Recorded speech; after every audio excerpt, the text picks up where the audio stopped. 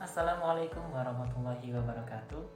Alhamdulillahirrahmanirrahim. Selamat pagi teman-teman, bagaimana kabarnya? Semoga sehat selalu, amin. Sebelumnya saya ingin mengucapkan terima kasih dulu kepada Bapak dosen Pak Sutrisno yang telah memberikan waktu dan kesempatan kepada kami untuk mempresentasikan makalah kami. Nah, pada kesempatan kali ini kami akan membahas tentang paradigma sosial. Kenapa paradigma ini penting dibahas? Karena paradigma ini memiliki fungsi yang bermacam-macamnya. Salah satunya itu menjadi acuan dalam melakukan kegiatan sehari-hari, dalam melakukan kegiatan baik itu sehari-hari maupun kegiatan ilmiah. Nah, yang kedua, pada paradigma ini berfungsi sebagai referensi apabila kita ingin melakukan sebuah studi atau melakukan penelitian dan bahkan untuk menciptakan suatu teori. Untuk itu perkenalkan, saya Firdaus, mewakili dari kelompok 1 untuk mempresentasikan makalah kami yang berjudul Paradigma Teori Sosial. Nah, sebelum lebih jauh kita membahas, pasti teman-teman bertanya, apa sih itu paradigma? Jadi apa sih paradigma itu?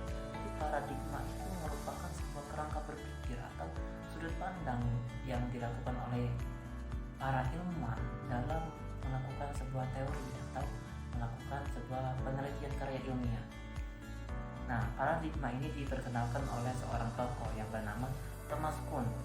Thomas Kuhn ini berpendapat bahwasanya paradigma ini merupakan sebuah kerangka berpikir atau kerangka referensi yang dijadikan sebuah pijakan untuk melakukan sebuah teori atau untuk menciptakan sebuah teori. Paradigma itu terbagi menjadi 4, yaitu yang pertama paradigma fakta sosial. Nah, paradigma fakta sosial ini diperkenalkan oleh seorang tokoh yang bernama Emil Durkheim. Emil Durkheim ini mengatakan bahwasanya masyarakat itu merupakan suatu kenyataan dan fakta sosial, terlepas dari masyarakat itu suka atau tidak suka dengan kejadian di dalam fakta sosial tersebut. Di dalam paradigma fakta sosial ini terdiri dari 4 teori. Yang pertama yaitu teori konflik. Teori konflik ini menyatakan bahwasanya kejadian sosial atau perubahan sosial itu terjadi karena adanya konflik. Nah, teori yang kedua yaitu teori fungsionalisme dan struktural. Ini menyatakan bahwasanya teori ini memandang masyarakat itu memiliki struktur dan sistem-sistem yang saling berkaitan dan saling mempengaruhi. Ibaratnya adalah sebuah tubuh, apabila bagian tubuh lain merasakan sakit, maka tubuh lain itu akan merasakan dampaknya atau merasakan sakit.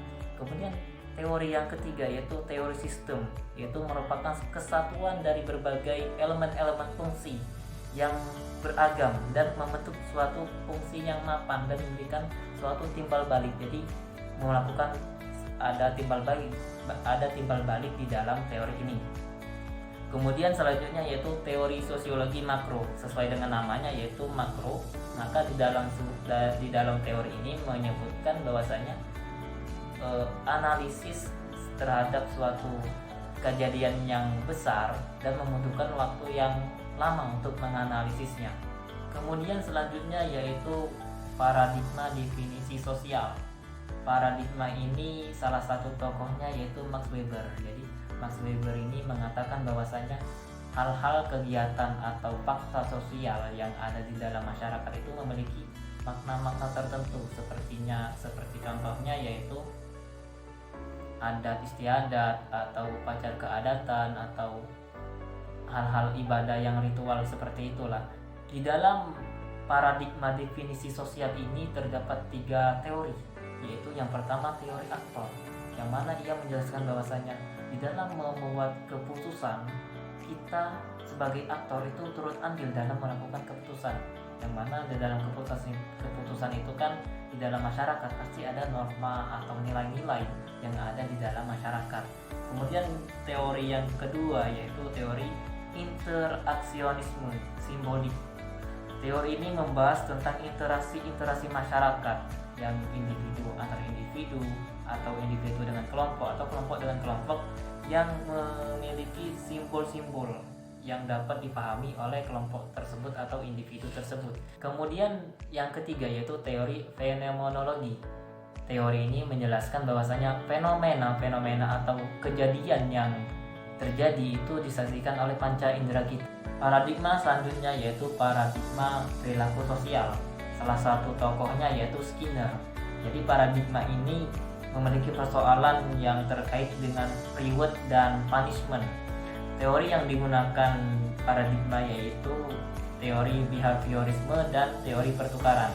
Nah, paradigma ini membahas bahwasanya manusia itu berperilaku itu dipengaruhi oleh hal-hal yang di luar diri mereka. Seperti contohnya mahasiswa. Ada mahasiswa yang rajin, ada yang tidak. Mungkin mahasiswa yang rajin itu dipengaruhi oleh hal yang di luar mereka, seperti penghargaan oleh orang tuanya. Kalau kamu cepat lulus atau kamu rajin kuliah, kamu akan didapatkan hadiah dari bapak. Seperti itu contohnya. Yang selanjutnya, yang terakhir yaitu paradigma terpadu atau paradigma integratif, yaitu yang dicetuskan oleh Ritzer. Jadi paradigma ini muncul ketika paradigma ketiga tadi, paradigma sosial, fakta sosial, definisi sosial, perilaku sosial, tidak bisa menjawab realitas sosial yang terjadi. Maka dibutuhkan paradigma terpadu atau integratif ini yang menyatukan dua paradigma atau ketiga-tiga paradigma ini untuk menjawab persoalan-persoalan yang terjadi di dalam masyarakat. Nah, menariknya teman-teman, paradigma ini 500 tahun sebelum paradigma ini dicetuskan oleh Ritzer, seorang tokoh muslim yaitu Ibnu Khaldun telah menerapkan paradigma ini yang menerapkan bersumber dari Al-Quran dan hadis. Jadi teman-teman, dari penjelasan yang saya sampaikan tadi dapat ditarik kesimpulan bahwasanya paradigma itu terdiri dari 4 bagian, yaitu yang pertama paradigma fakta sosial, yang kedua paradigma definisi sosial, yang ketiga paradigma perilaku sosial, dan yang terakhir yaitu paradigma terpadu atau paradigma integral.